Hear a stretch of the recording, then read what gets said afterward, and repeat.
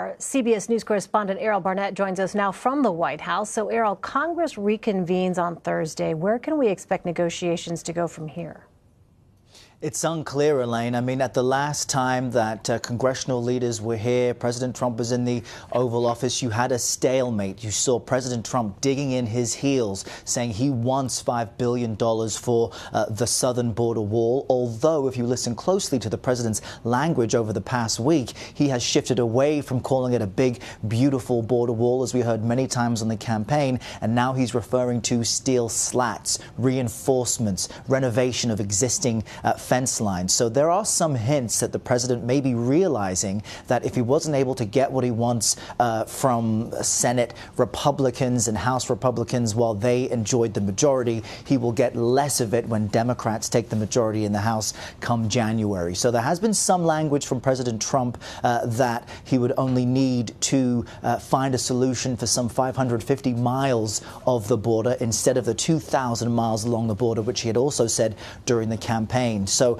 Democrats will be coming back into town later this week and into January with a mandate from the blue wave midterm election, which they enjoyed picking up many seats. And so it's unclear where the middle ground will be, but the pressure really is on the White House and President Trump to agree to something which they had publicly demanded something that would be greater or more significant. So President Trump won't get his $5 billion. The question really is, what will he accept? And we just don't know yet. And you know, it's interesting, Errol, before Christmas, the president said that he was in the Oval Office giving out a border wall contract. Now that we're past the holiday, has there been any kind of clarity about what the president was talking about there?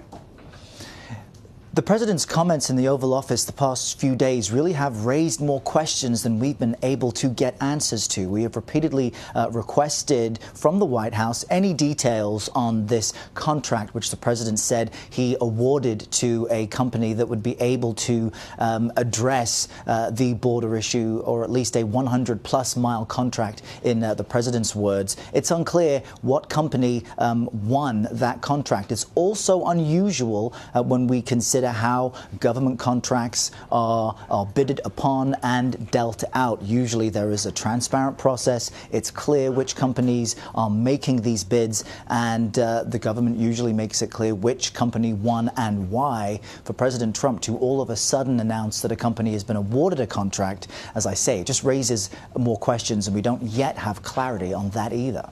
Well, meantime, the chairman of the Council of Economic Advisors, Kevin Hassett, was asked about the Federal Reserve chairman's future after attacks on him by President Trump. Let's listen to that.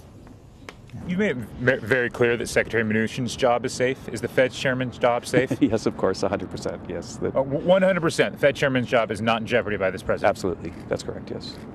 So, Errol, markets are trying to bounce back, as you know, after the worst Christmas Eve drop ever. How is the White House addressing the volatility? Well, that's part of it, right? Getting Kevin Hassett out in front of cameras to say everything's fine. But you know as well as I do that around here, when it's said that President Trump has made the remarks that someone's job is 100% safe, that's when you know it's time to worry. And and Kevin had to get out in front of cameras today because President Trump has been publicly critical of the Fed and its chair, Jay Powell. He is pointing to the Fed and its steady rise of interest rates over the past few weeks and months as the reason for any downturn on Wall Street, and it is separate from what most economic analysts will tell you. They will say that the president's criticism of the Fed really adds to the uncertainty on Wall Street, and also the Treasury Secretary's weekend statement on Sunday saying that he had spoken to the CEOs of the 6 largest banks in the country, that they are liquid, that everything is fine. That also added to the uncertainty. One expert we spoke with said, all of a sudden, you're telling us not to worry about the banks at a time when no one was worried about the banks and how liquid they were. So the president has in a way put himself in a corner by what some experts will say, living by Wall Street, dying by Wall Street. During the campaign, he consistently pointed to the booming performance on Wall Street as an example of his steady economic policy. And now that the story is changing, you had the worst performance on Wall Street for Christmas Eve ever. The president is saying it has nothing to do with our policies and what we're doing. It's the Fed, or he's pointing elsewhere. So that will remain an issue for him in the weeks ahead. All right, Errol.